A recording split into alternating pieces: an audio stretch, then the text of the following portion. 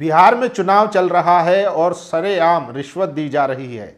यानी कि आप समझिए कि अब से पहले जब भी चुनाव होते थे तो जितनी भी स्कीमें होती थी सरकार द्वारा जो दी जाती थी जनता को, उन पर रोक लगा दिया जाता था। यानी कि चुनाव के वक्त जो है वो सभी तरीके की स्कीमें बंद कर दी जाती थी। लेकिन बिहार में अभी भी 10-10 हज़ार रुपये महिलाओं को दिए जा रहे हैं। लेकिन बिहार में जिस तरीके से दुलार चंद यादव की हत्या की गई, उसके बाद अब बड़ी कार्रवाई हुई है। अनंत सिंह को रात में गिरफ्तार कर लिया गया है। उनके खिलाफ नामजद अभियुक्त बनाया गया है उनको, और उनके साथ साथ 2 लोगों की ओर गिरफ्तारी हुई है, उस पर भी बात करेंगे। साथ ही साथ अमित शाह का एक वीडियो वायरल हो रहा है जिसमें वो अपनी एनडीए सरकार की ही धज्जियां उड़ाते हुए सुनाई दे रहे हैं, और साथ ही साथ कह रहे हैं कि बिहार में अगर मान लीजिए उनके गठबंधन से कोई ऐसा प्रत्याशी है जो बाहुबली है, दुर्दांत अपराधी है, जेल में जा चुका है, तो फिर उनके लिए ऐसी घटनाएं छुटपुट हो जाती है। इस पर भी बात करेंगे। आदाब, नमस्कार, मैं फैसल और आप देख रहे हैं नेशनल दस्तक।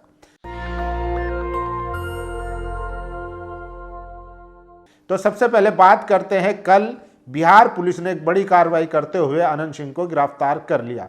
तस्वीरों में आप देख सकते हैं, लेकिन इसके पीछे बताया जा रहा है कि ये एक बड़ी साजिश है, क्योंकि पिछले 20 साल से लगातार मोकामा से अनंत सिंह विधायक रहे, उनकी पत्नी विधायक रही, वहां की जनता नाराज थी।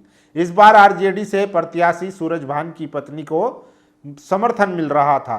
भूमिहार बेल्ट है, अच्छा खासा वहां पर वोट है, इसीलिए भूमिहारों की जो है वो समर्थन आरजेडी के हक में जा रहा था। ये इसके पीछे की जो है जो चर्चा चल रही है वो बता रहा हूं। इसीलिए जब दुलार चंद की हत्या के बाद सोशल मीडिया पर दबाव बना, जनता का दबाव बना, तो प्रशासन ने जाके कल रात उनको गिरफ्तार कर लिया। अब लोग कह रहे हैं कि इसके पीछे भी एक बड़ी साजिश है, क्योंकि मोकामा में अनंत सिंह का अब राजनीतिक करियर खत्म होने जा रहा था। वो इस बार समर्थन खो रहे थे। हमने दिखाया था किस तरीके से जनता उनसे सवाल कर रही थी कि हमारे वहाँ पर काम नहीं हुआ है।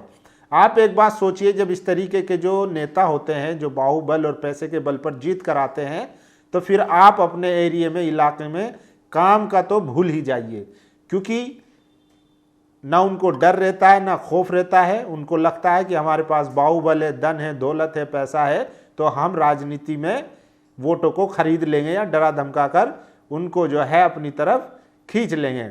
समझ सकते हैं। इसी को लेकर अमित शाह ने भी बड़ा बयान दिया है, वो भी बताऊंगा। देखिए अनंत सिंह को गिरफ्तार कर लिया गया है। लोगों के भारी दबाव और चुनाव में होते नुकसान को देखते हुए एक्शन लेना पड़ा।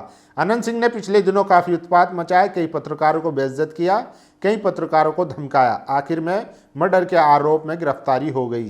तो लोग कह रहे हैं कि ये भी एक चाल है, साजिश है, क्योंकि मोकामा में इनकी ज़मीन जो है वो खिसकती हुई दिखाई दे रही थी, इसलिए सहानुभूति लेने के लिए इनको गिरफ्तार किया गया है। ये भी आरोप लगा जा रहा है। ये देखिए, मैथिली ठाकुर की वीडियो वायरल हो रही है और जनता अब इनको खदेड़ रही है। हमने पहले भी इनकी वीडियो दिखाई थी, और अब फिर से देखिए कैसे एक युवा जो है इनसे सवाल कर रहा है।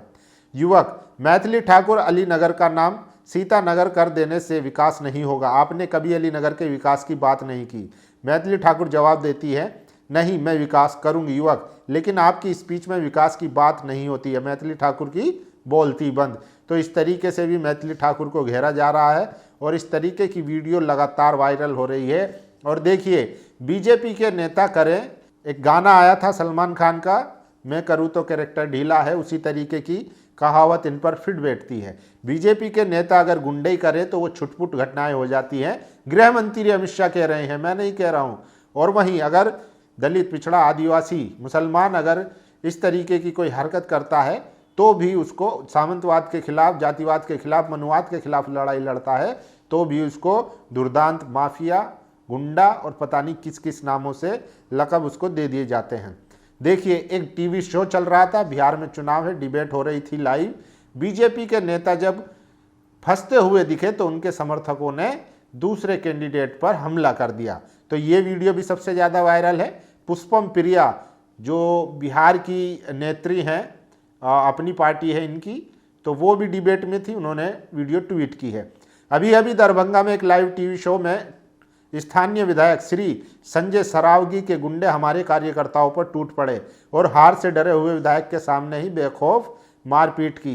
वे बैठकर तमाशा देखते रहे और उल्टा कुतर्क करते रहे। यही मिथिला और उसकी बेटी का सम्मान है बिहार के गुंडा राज में। तो देखिए लाइव इनकी पिटाई की तस्वीरें आप देख सकते हैं। देखिए सिमाब अख्तर लिखते हैं, हारे हुए अनंत सिंह को जिताने के लिए हुई गिरफ्तारी, प्लानिंग और सलीके से सोच समझकर सत्ता ने उन्हें गिरफ्तार करवाया है ताकि जो भूमियार वोट सूरज भान की तरफ जाता और वोटों का बंटवारा होता, फिर अनंत सिंह हार जाते, लेकिन उन्हें गिरफ्तार किया गया ताकि सहानुभूति का वोट मिले। तो ये भी साजिश बताई जा रही है कि सूरज भान को और ये देखिए सबसे बड़ी खबर, बिहार में किस तरीके की धांधली चल रही है और चुनाव आयोग खामोश है। इससे पहले और इतिहास में कभी आपने नहीं देखा होगा कि इस तरीके से सरकारें रिश्वत दे रही हो चुनाव के दौरान, वोटिंग से 2 दिन पहले, वोटिंग से 4 दिन पहले, और चुनाव आयोग खामोश रहे। डॉक्टर मुकेश कुमार लिखते हैं, बिहार विधानसभा चुनाव के बीच नीतीश सरकार मुख्यमंत्री महिला रोजगार योजना के तहत महिलाओं को सीधे खाते में रकम भेज रही है। आरजेडी सांसद मनोज झा ने चुनाव आयोग को पत्र लिखकर कहा है कि राज्य सरकार द्वारा 17, 24 और 31 अक्टूबर को पैसा भेजा गया और अगली किस्त 7 नवंबर को दी जानी है, जो वोटिंग से 3 दिन पहले है। चुनाव की घोषणा होने के बाद इस तरह से फंड ट्रांसफर चुनाव आचार संहिता का सरासर उल्लंघन है। ये मतदाताओं को लुभाने के लिए दी गई एक तरह की रिश्वत है। विपक्षी दल इस चुनावी रिश्वत को रोकने के लिए गुहार लगा रहे हैं, मगर आयोग चुप है। क्या चुनाव आयोग की चुप्पी का ये मतलब नहीं है कि चुनाव आयोग और एनडीए में मिली भगत है और वे चुनाव चोरी को सुनिश्चित कर रहे हैं? वैसे तो मतदाता सूची के पुनरीक्षण से लेकर हर मामले में चुनाव आयोग पक्षपात करता दिखा, मगर इस चुनावी रिश्वत को तो किसी भी तरह से अनदेखा नहीं किया जा सकता। फिर भी अगर वे बेशर्मी के साथ ऐसा कर रहा है तो जाहिर है कि उसे लोकतंत्र और संविधान की परवाह नहीं है। दूसरा सवाल यह है कि आखिर मोदी नीतीश इतने हताश क्यों हैं कि उन्हें इस तरह के अनैतिक और अवैध कदम उठाने पड़ रहे हैं? क्या उन्हें लग रहा है कि मतदाता उनके खिलाफ है और चुनाव हाथ से निकल रहा है? तो खुलेआम रिश्वत दी जा रही है और चुनाव आयोग खामोश है इस पर। अगर यही कोई SC, ST, OBC माइनॉरिटी का नेता होता या इस तरीके से किसी चुनाव के उल्लंघन में वो शामिल होता या पाया जाता, अब तक उसका नामांकन या पार्टी का सिंबल ही छीन लिया जाता। और देखिए इसी को तेजस्वी यादव लगातार बोल रहे हैं, सवाल उठा रहे हैं, लेकिन सुनने वाला कोई है नहीं। इसीलिए तेजस्वी यादव ने मंच से कहा था कि जो अधिकारी बेईमानी करने के लिए सोच रहे हैं वो ये एक बात कान खोलकर सुन ले, सरकार बनते ही उनको जेल में जाना पड़ेगा। चुनाव आयोग मर चुका है क्या? चुनाव के बीच 10,000 की रिश्वत बांटी जा रही है। हार के डर से अपने संसाधन खर्च करने की बजाय बीजेपी इस बार बिहार को लूटने वाले ईडी के शिकंजे में फंसे भ्रष्ट डीके छाप अधिकारियों के मार्फत गरीब जनता के खजाने में ही पैसा बांट रही है। चुनाव के बीच एनडीए प्रत्याशियों द्वारा दिन दहाड़े हत्याएं की जा रही है। नामजद हत्यारे थाने के सामने से गुजरते हुए प्रचार करते हुए, नियमों की धज्जियां उड़ाते हुए सैकड़ों गाड़ियों के काफिले के साथ बंदूक, गोली, बारूद लेकर घूम रहे हैं और चुनाव आयोग की नैतिकता और प्रभुता को रौंद रहे हैं। चुनाव आयोग अपना और लोकतंत्र का मृत्यु लेख लिखने में व्यस्त है। तो चुनाव आयोग पर सबसे बड़ा सवाल उठ रहा है। अमित शाह का बेहद शर्मनाक बयान। राहुल कंवल है, उन्होंने सवाल पूछा, बिहार में हत्याएं तो अब भी हो रही है। जिस तरीके से खुलेआम दुलार चंद यादव की हत्या कर दी गई है, उस पर अमित शाह कह रहे हैं छुटपुट घटनाएं तो होती रहती है, पूरे देश में होती है। गृह मंत्री के लिए निर्मम हत्या भी अब छुटपुट हत्या है, इस्तीफा दो। तो भाई साहब ये हमारे देश के गृह मंत्री हैं, ये कहते हैं कि घुसपैठ नहीं रोकी जा सकती। ये अब कह रहे हैं कि छुटपुट घटनाएं होती रहती हैं और इसी तरीके के बयान देते हैं। तो आप समझिए फिर जब आपके बस की ना तो हत्याएं रोकना है, अपराध रोकना अगर आपके बस की नहीं है, घुसपैठ रोकना आपके बस की नहीं है, तो फिर आप सत्ता में क्यों बैठे हैं? इस्तीफा दे दीजिए।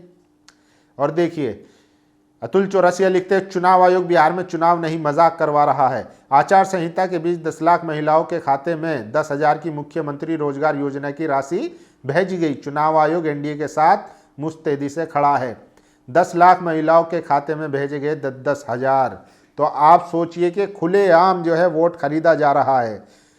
आप समझिए कि 6 तारीख को वोटिंग है और महिलाओं के 24 तारीख को पैसा भेजा गया।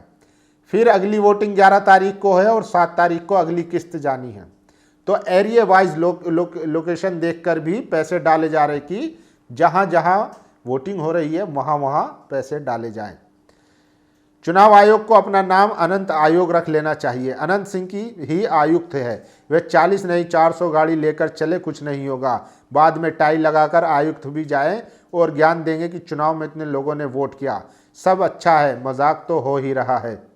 तो देखिए लोग सवाल उठा रहे हैं। और ये देखिए अब तक आपने अनंत सिंह का मस्खरा इंटरव्यू देखा, जितने समर पत्रकार हैं वो उनसे किस तरीके का इंटरव्यू लेते हैं, एक भी जो है तमीज़ का ना सवाल होता है, ना उनसे कोई उनके अपराध के बारे में पूछता है। लेकिन न्यूज़ लॉन्ड्री के पत्रकार हैं ये, इन्होंने बेबाकी से जब सवाल किए तो अनंत सिंह ने अपने जो गुर्गे हैं उनसे माहौल डिस्टर्ब करने की कोशिश की। अनंत सिंह के तमाम इंटरव्यू देखे लेकिन सब लिजे थे। पत्रकार सब अनंत के प्रभाव में दिखे, छोटे सरकार, भोकाल और रील पर बात करते। हर इंटरव्यू में अनंत सिंह भारी। ये इकलौता इंटरव्यू है जिसमें अनंत से तीखे सवाल किए गए बिना डरे। इसमें अनंत पर पत्रकार भारी दिखे, अनंत को भागना पड़ा। तो ये इंटरव्यू छोड़कर भी भाग गए और इनकी जो है किस तरीके से इनके समर्थक उनको डिस्टर्ब कर रहे हैं ये भी देखने लायक। और देखिए सांसद मनोज तिवारी के हेलीकॉप्टर से उतरने के बाद लोगों ने लगाए नारे, ए मनोज तिवारी भैया, आरजेडी जिंदाबाद, लालू यादव जिंदाबाद, खेसारी लाल यादव जिंदाबाद। वायरल वीडियो जितौरा बाजार बिहार का बताया जा रहा है। तो मनोज तिवारी जैसे ही प्रचार करने पहुंचे उनके सामने आरजेडी के समर्थकों ने उनके सपोर्ट में जो है नारेबाजी की। और ये देखिए पीयूष मिश्रा क्या कह रहे हैं, गजब, दिन दहाड़े झूठ बोल रहे हैं। वाणिज्य मंत्री पीयूष गोयल कह रहे हैं कि मोदी जी ने इतनी नौकरियां दी है कि अब बिहार से कोई पलायन ही नहीं कर रहा। गोयल जी अगर किसी बिहारी की पकड़ में आ गए तो उनका भुर्ता बना डालेगा। ऐसी थेथरई वह सहन ही नहीं कर सकता। और लॉजिक क्या दे रहे हैं, कह रहे हैं कि अब हमको बाहर में लेबर ही नहीं मिलता, जिसका मतलब हुआ कि वो पलायन ही नहीं कर रहा। ए मोदी जी कैसे कैसे रखे हुए हैं, ये तो झूठ बोलने में आपसे भी आगे निकलना चाहते हैं। तो आप सोचिए क्या बिहार के लोग दूसरे राज्यों में मजदूरी करना बंद हो गया? ये मैं नहीं, पीयूष गोयल कह रहे हैं मोदी जी के मंत्री कि अब बिहार में इतना रोजगार है कि अब लोगों को बाहर जाने की ज़रूरत ही नहीं है। अभी कुछ ही देर पहले डुमराव बरौलिया ब्रह्मा बाबा स्थान पर जब लोग प्रत्याशी राहुल सिंह के साथ मेरे रोड शो का स्वागत कर रहे थे तभी आरजेडी का नारा लगाते हुए कुछ लोगों ने हमारे ऊपर हमला करने की कोशिश की। हम लोगों ने टकराव रोकने के लिए गाड़ी रोक दी। मनोज तिवारी के सामने जो आरजेडी और लालू यादव जिंदाबाद के नारे लगे उसको कह रहे हैं कि हम पर हमला हुआ।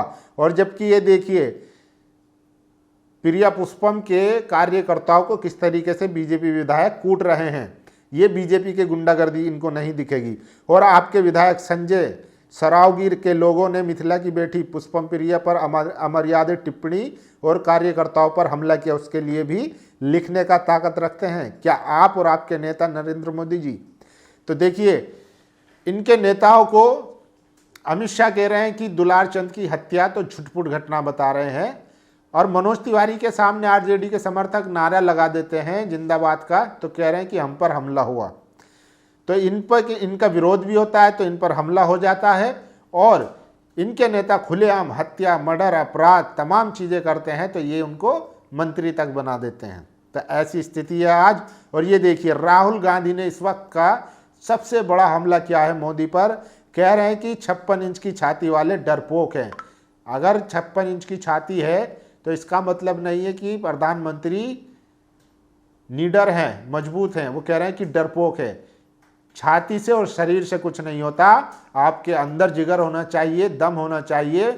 क्योंकि एक महात्मा गांधी थे जो एकदम दिखने में दुबले पतले, हड्डियां उनकी दिखती थी खवों की, लेकिन उन्होंने किस तरीके से उस वक्त के सबसे बड़े साम्राज्य अंग्रेजों से ब्रिटिशर को भगा डाला। तो राहुल गांधी ने बड़ा हमला बोला है बिहार में। और ये देखिए चुनाव चोरी और मोदी सरकार तथा चुनाव आयोग की मिलीभगत के खिलाफ देशव्यापी आंदोलन खड़ा होना चाहिए।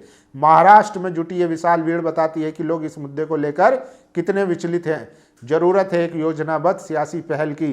तो वोट चोरी के खिलाफ ऐसा नहीं है कि जनता में जागरूकता नहीं है, वो तो ये चाह रहे हैं कि कोई लीड करे और जो वोट चोरी हो रही है उसको रोका जाए। पिछले महाराष्ट्र हो, बिहार हो या यूपी हो, जनता वोट इनके खिलाफ करती है, लेकिन ये मैनेज करके किसी भी तरीके से अपनी सरकार बना लेते हैं, जिसका नतीजा ये हुआ कि महाराष्ट्र की सड़कों पर जनता उतर आई और वोट चोरी का विरोध करने लगी। इसी को लेकर कह रहे हैं कि कोई योजनाबद्ध तरीके से किया जाए काम, तब इनको रोका जा सकता है। और ये देखिए, बिना हड्डी की जुबान है, कुछ भी कह देना है, मुद्दों पर बात करनी नहीं है, घोषणाएं हमारी चुरानी, हर रैली में आंकड़ा बदल देना है, कोरी जुमलेबाजी और वोट चोरी के अलावा आता क्या है। तेजस्वी यादव ने अमित शाह को लिखा है, क्योंकि अमित शाह जो है एक ही स्कीम को 3-4 रैली में अलग अलग तरीके से बयान कर रहे हैं। मतलब एक रैली में कह रहे हैं कि आशा बहनें जो हैं उनको हमने 1000 से बढ़ाकर 3000 कर दिया,